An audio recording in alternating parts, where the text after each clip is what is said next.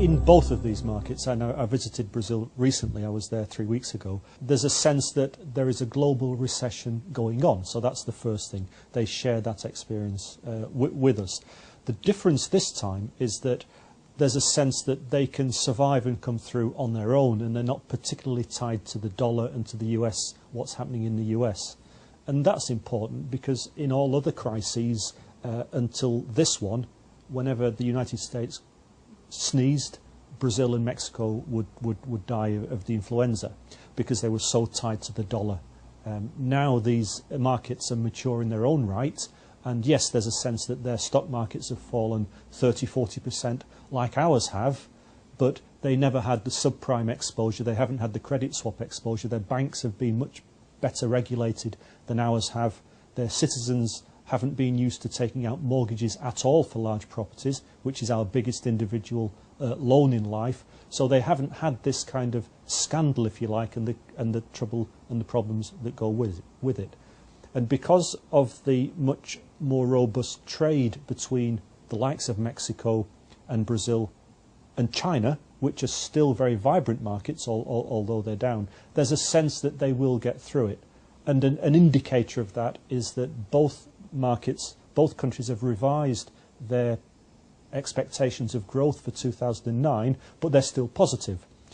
Mexico is saying that they will grow by 1.5%, some people say 1% next year, but it's positive, and Brazil has said that they expect 4% growth, and it's not the case in the UK, it's not the case in Germany, so these are still markets that, yes, they're affected by the global recession, but in a way which shows a robustness that hasn't been apparent in the past. One thing that comes to mind when you ask about growth in both of these markets is the infrastructure programme that each of the governments have introduced and costed and budgeted for over the period from 2007 to 2012. Both markets have realised that infrastructure investment is important because if they're going to live up to the Goldman Sachs expectations that they will become the largest economies in 2020 and 2050, they need to have their ports, their roads, their rails organised. They need infrastructure investment.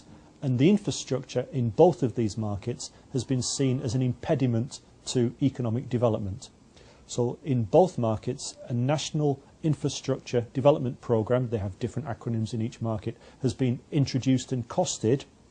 And Mexico, for example, will spend $50 billion each year over the next 5 years to develop its infrastructure.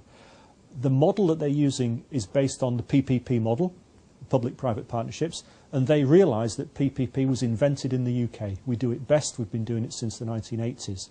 So we have examples under the programme of large construction companies in Mexico who know very well how to build bridges, build roads, build ports, but they want advice and support at a project level on the best of PPP practice.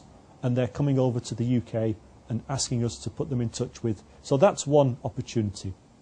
And in Brazil it's the same. And if you take a look at their infrastructure programme, they're going to be expanding the ports, they're going to be expanding the airports, for example.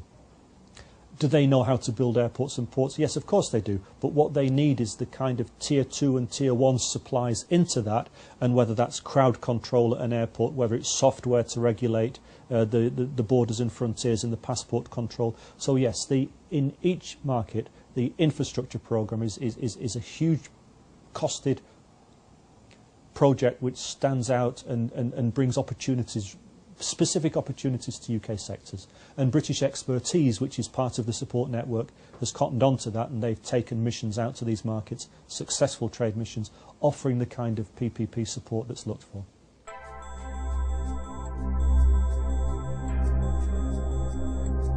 It's largely what you might call outdated paradigms. We all know Mexico, we've all seen Butch Cassidy and the Sundance Kid, so we know these markets, don't we? Well, the answer is we don't. So our perceptions of these markets, when we consider Mexico and Brazil at all, we think of we have outdated impressions of the market, which drive us the other way. How on earth are they going to buy my London taxis, go shopping in my malls and all the rest of it? So yes, people put themselves off of the Latin American markets by using outmoded paradigms. will we get paid? Isn't it super high inflation? Are they not exotic but slightly dodgy places to do business? So those are the hurdles, the invisible barriers to trade that surround so many, and it's not only the unknown mid-corps, it's the larger companies as well. And when the way to do it is to ask them, first of all, what makes a good market for your product? What does a good market look like? And if you do your homework before you go and see the company, and you're almost going to see them for the first time and saying, you told me that a good market, you're in the automotive sector, a good market will have 6 global assembly plants there, the Fords, the Fiats and all the rest. The major tier 1 suppliers will be there, and that's what makes a good market. We then show them an industrial map of Mexico and of Brazil that shows that these people have heavily invested in these markets. Renault, Hyundai and many others now have assembly plants in Brazil. But the automotive sector in Brazil also had a part to play in the very first industrialization in Brazil, which happened in the late 1950s, when Volkswagen sent kits, knockdown kits of VW Beetles and assembled them in Brazil. So the history of Brazilian industrialization is absolutely the history of the development of the automotive sector in Brazil, and specifically with Volkswagen, and later within the same period with Fiat, General Motors and Ford. And the 4 of them together worked in the 1970s and 1980s as Auto Latina, and they had almost a cartel. And in those days you would see maverick manufacturers which were homegrown, homespun, may occasionally export to African markets, but were very much models for the Brazilian market, because the Brazilians at the time, the military governments at the time, were following a model of economic development which was called ISI, Import Substitution Industrialization. We're not going to import it, we're going to put very high tariffs against imports, and we're going to allow the national industrial base to grow. And it did make sense in the 1960s and 1970s. Let's protect and grow. By the time the 1980s came, this model had become outdated, clearly creaky, and it resulted in very old models of whether it was computers or cars or in Brazil, because the Brazilian industrial base hadn't been allowed to import the best of what the world had to offer. So, for example, in the early 1980s, Brazil had its own personal computer market. There was Itautec, which was absolutely not compatible with any other. And so Brazilians were suddenly...